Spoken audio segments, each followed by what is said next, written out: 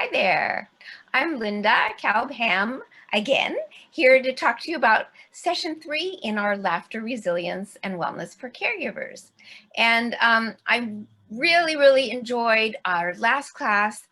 You all just really understood the intent of getting silly to be able to laugh, and it was a really great class. And I know that we all connected, which is going to be great for this third class where we're going to discuss a lot. But I'm here with our liaison, our caregiver liaison for class number 3 and 4, my friend Tiffany Caudill. We're gonna hamas to each other. Tiffany discovered laughter yoga and has been seriously practicing it for over a year and is so committed to it that she's training to become a laughter yoga leader. So I wanted to just let her tell you a little bit about how it's affected her life and her caregiving. So Tiffany, how did you first find out about laughter yoga? I was taking a yoga certification course, and during our history and different types of yoga laughter or yoga lessons, yoga laughter was introduced. So that was a little bit of an informal introduction. So after regular yoga, when you first went to a full laughter yoga session like we had in class number 2, like what did you think? I thought it was interesting, a little bit of exposed because I'm a child development career. So I've had lots of training working with children and laughing and using laughter as a curriculum. But it was really difficult to engage the parents in our classes. It was hard to engage a parent in the classroom to do any laughter exercises with children. So when I came to your class and there were no children and there were adults using their childlike abilities, it was interesting to see, and a relief that I wasn't the only weird one. No, just kidding. No, it was nice to be able to feel that there are still adults out there connecting with their inner child, and it made me feel really good.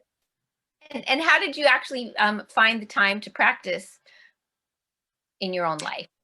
Well, it came at a precarious time. So before, I don't know if you've heard of this virus running around, before then, it wasn't so easy to find. I couldn't just look it up and go to a course. But when I did seriously do a lot more investigations, I found yours. But we only met 2 times before things got shut down. Right. So since then, I've had to resort to Zoom, which has been a phenomenal tool. I've been all over the world. I've been, the other day I was in Amsterdam doing laughter yoga for International Women's Day. So it's easier and better because of all the connections. I don't have to go out and travel for an hour to go find and meet with somebody. But at the same time, the context is different, and I didn't really get a good exposure to that. So I'm looking forward to that type of laughter yoga, of being together. Again, yes, we all are, because that physical connection is really part of it. But yeah, but Zoom is still fun because we see faces. And so the last question is, on how do you feel it's changed your personal space as a caregiver? Because we want to make this class number 3 really about us, about the caregivers. Yeah, it's been a really important tool. I'm working with Alzheimer's, and I know there's different fields and levels of caregiving. My mother-in-law is in the severe stages of her dementia. So when she came to live with us 6 years ago, I didn't have any experience with that. I didn't know what to expect, and neither did she. And so we kind of just fell along the way of decline, both of us, especially my mental health. I ended up resigning my preschool position. I was isolated. This began in 2018.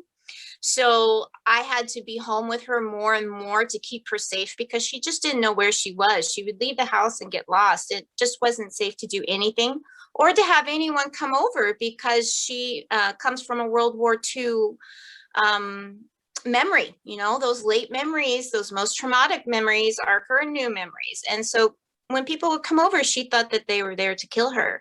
And so it got really, really desperate, a lot of bondage. There's other things that I could do. I knew there was something out there that I could do to help. And so when I found your class, it really helped spark some inner life and a way to say, oh, I gotta go. I gotta get to this place. I will find a caregiver for you, and I will take an hour or two for myself just to laugh. And so it provided a spark. And so now I use these laughter techniques through my day that I've been practicing enough to feel that it's just a part of me. But the walk was long. The journey was long. And it was something I just had to commit a practice to feel comfortable enough to use it as a tool. And man, it's really helped. Every day I feel carefree enough in my own self to feel a little silly, or to engage a problem with stepping back and breathing, and then moving forward. So it's been a fantastic tool. Well, that's good. And that's what this course is all about, to give other people that respite. And so we'll look forward to seeing everybody in class number 3. We'll get to share our stories a little and talk more about how to use this for you in your life. So until we see you, we'll see you in the next class, everyone. Thanks so much. Bye. Thank you.